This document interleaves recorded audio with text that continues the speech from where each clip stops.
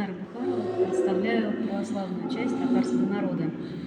Сегодня мы посетили Гагаузскую конференцию, и сейчас она уже пришла к завершению. Это было прекрасное мероприятие, которое открылось молебном на гагаузском и славянском языках.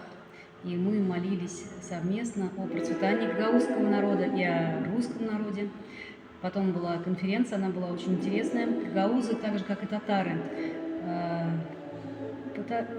сохраняют себя как народ, свою культуру, раскрывают себя как народ христианский.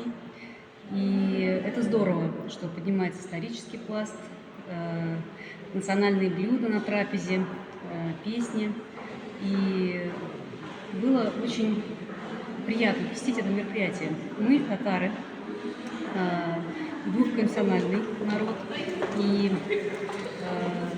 29 августа 2020 года на высоком уровне наш народ с самими татарами признан двухконфессиональным. И мы много лет, так же как гагаузы сегодня, собираемся вместе, православная часть татарского народа. Мы проводим конференции, поднимаем исторический пласт, мы развиваем свое национальное православное искусство, развиваем татарскую иконопись и обязательно сохраняем родной язык, делаем переводы. И очень это здорово и радостно, это радует наше сердце. И сегодня интересное происходит событие, когда православные казахи объединяются и могут тоже представлять свою культуру как православных казахов и сохранять свою культуру.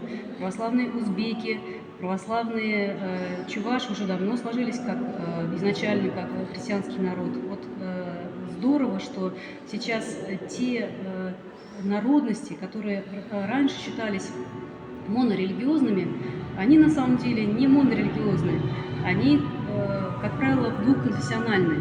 И вот эта вот та часть, которая исповедует православие, в этих народах стала объединяться. И мы это видим в разных народах. И у казахов, и у кыргызов, и татары вообще уже признаны двухконфессиональным. И созревает момент, когда мы все вместе можем объединяться как православные тюрки и даже шире, православные восточные народы, которые исповедуют православие. В этом наша сила, в этом наша мощь, наше единство во Христе.